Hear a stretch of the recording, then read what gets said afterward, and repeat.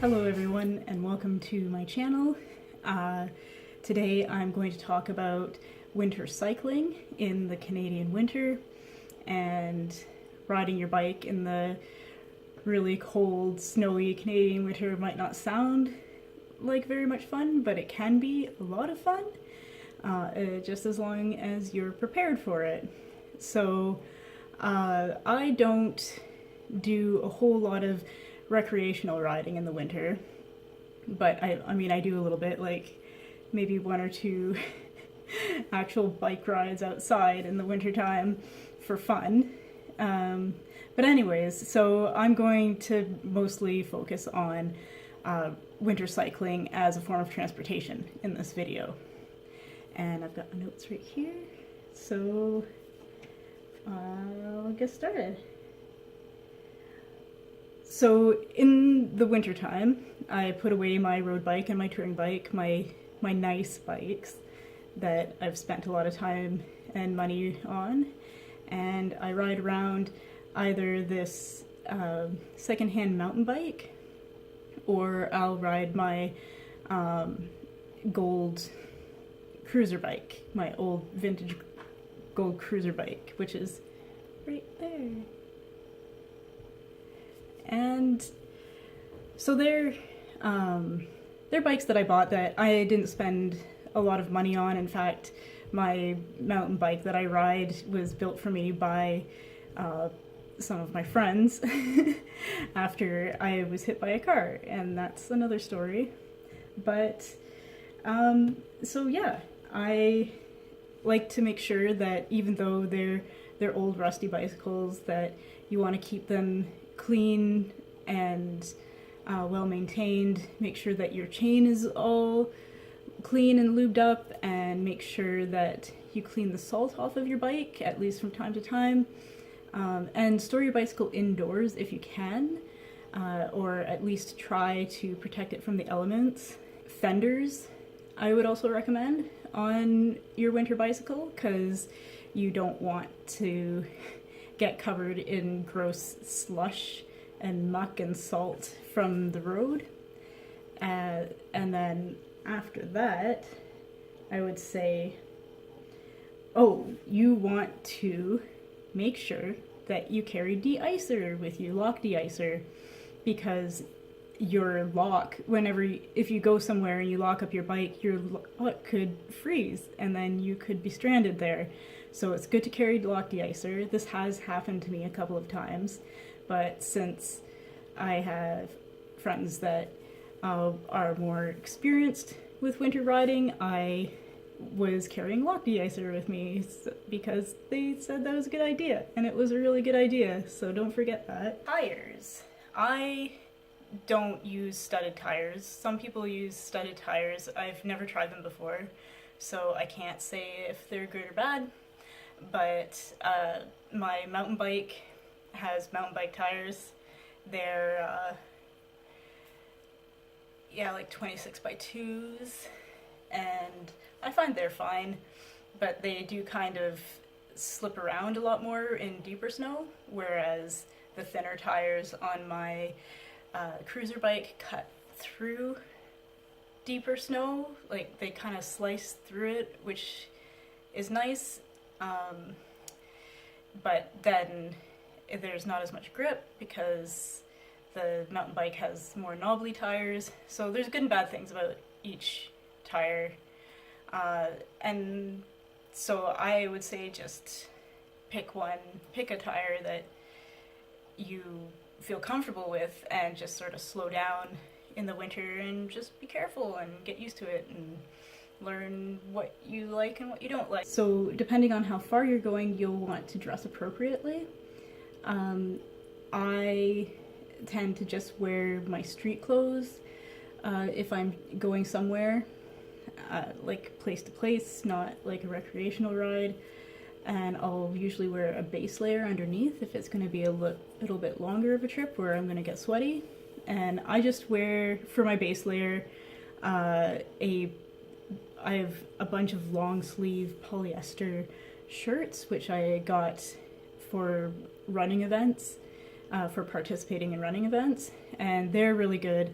I would not recommend something that's cotton, because what you want is something that's going to wick the moisture away from your body and not stay wet, because if you're out in the winter and you're wearing something that gets wet and then sticks to your body, you're going to get cold very quickly and very uncomfortable, and sometimes it can even be kind of dangerous.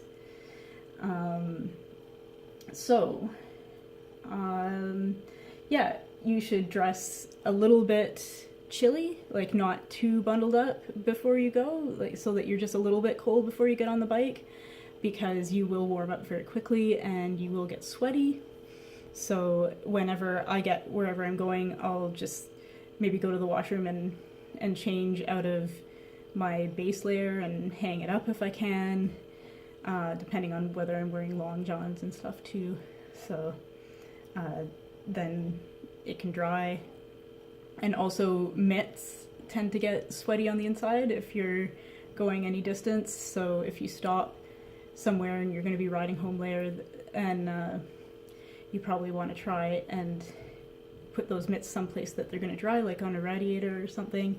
Or another good idea is to carry an extra pair of mitts for your ride home. On really cold days, I will wear snow pants or long johns, and for longer rides, like when I do go on a recreational ride, I have a pair of tights which are fleece lined, and they're a material that's windproof. It kind of feels like scuba material, I guess. Yeah, so they're pretty good. They're purple. Ski goggles is something else that I wear, and I like wearing them when it's snowing in particular, because it stops the snowflakes from hitting you in the eye, and that actually really hurts when you get hit in the eye with a snowflake. And that has already happened to me a couple times this year before I smartened up and got out my goggles, because I just forget every year how much snowflakes in the eye hurts. Something you want to remember if you're wearing ski goggles. Well, first of all, with goggles, it's a good idea to get something that's not going to fog up. So ski goggles, that's why I'm saying that. That's a good idea to make sure that you get an appropriate eye covering that's not going to fog up, and anti-fog spray can help as well. Something else you want to remember when you're wearing goggles is that they can stop your being able to see out of your peripheral vision as well, so you'll want to shoulder check a lot more. Otherwise, I love wearing ski goggles in the winter when it's cold or snowing, because it's like you've put on some sort of, because then you've got your helmet on and your hat and like your face covering, and like everything's all covered, and it's kind of just like you're in a space suit or something, like you're in your own little bubble. Yeah, so face coverings too. I have a face covering, and it has Velcro, so it goes across my face and attaches at the back, and it has a face vent at the front, and like a little opening for my nose, and it's a moisture wicking material as well, and it still gets wet and gross, so it's another thing again to hang up to dry whenever I get where I'm going. And for your feet, you want to either, well, some people will buy little booties. I used to have booties, but I left them in Britain because they were covered in sheep shit, which is another story again. So I don't have any booties right now, but you can also use plastic bags, like when you're a little kid and your boots were leaky in the winter. If your mom ever put like bread bags or something in your boots, that's also something that you can do, and that works. Basically, you just want to protect your feet from wind chill. And then with the hands experience wind chill too. I haven't really mastered taking care of my hands yet. I use really thick windproof mitts, but my hands still get cold, particularly my thumbs. So, yeah. It's sometimes you'll just be cold, I guess. But you can also get coverings for your bicycle, which go on the handlebars, and then you put your hands inside those coverings, and that's probably the best thing to use, I would think, anyways. Yeah, so don't forget that you also want to be visible, as is one of my constant tips, because especially in the wintertime, drivers aren't always expecting to see cyclists. So I'll wear my safety vest, and also, you know, it gets dark a lot sooner in the winter. You won't always be expecting that, especially at the beginning of the season. Sometimes the dark can kind of creep up on you when you're used to it being still light out at 4 o'clock. So always remember to pack your lights too, and make sure they have enough battery power, so that you can make sure that you're safe. Yeah, so riding, cycling tips. If you are planning to go on a long ride, don't forget to keep hydrated, because it can be easier to forget in the wintertime because you're not hot and wanting to drink a lot of water, but it's especially important to remember because you can get dehydrated without realizing it. So just pay attention to that, make sure you're drinking water.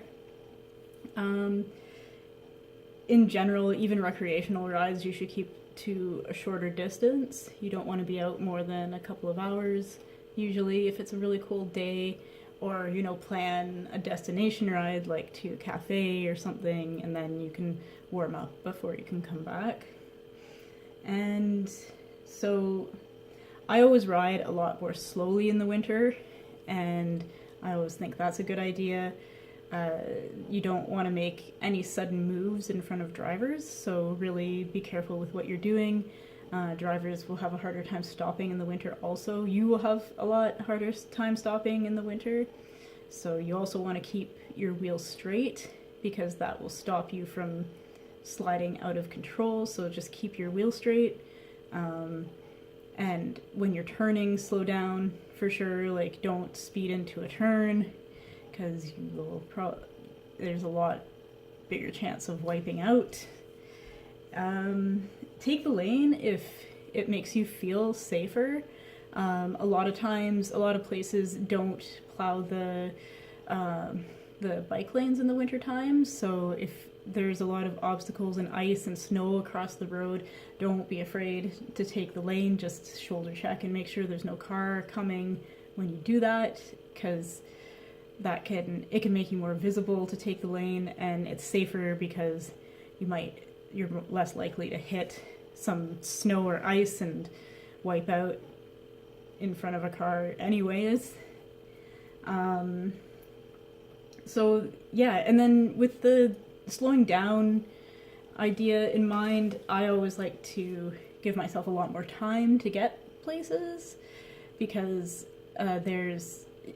sometimes there's obstacles that you don't expect on your way that weren't there in the summer or even the day before, and so that's it's good to give yourself a bit more time. With riding in different snow, sometimes if the snow is too deep, I'll just get off my bike and walk until there's a bit more road, or, you know, like better packed snow, just better conditions. Some people are confident enough to ride in any kind of elements, but that's not me. Sometimes I get nervous when the snow's really deep and my bike starts to wobble around, like slide around a lot, so and that's okay. You just be comfortable, because I know I make sure that I am. Yeah, so the last thing that I do to maintain my cycling in the winter is I go to the gym. I go to spin class, and so that's always a good option for cyclists to keep up to keep fit in the winter and be ready for spring when it's time to ride outside where it's fun again. And So yeah, riding a stationary bike indoors or rollers is also a good option for winter cycling. So that's it. If you are a winter cyclist and you think I missed something, then let me know in the comments below. And I hope that if you're a cyclist that hasn't tried winter cycling before, you'll get out and give it a try, because it is actually really fun. It's nice, and like the cold even feels nice, and if you're out on the trails or something, then it can be very quiet and peaceful. It can be really nice. So yeah, that's about it. Do you winter cycle? What are some of your tips? And what is one of your favorite things about winter riding? If you are a winter cyclist, let me know. And don't forget to like and subscribe, and I'll see you in the next video.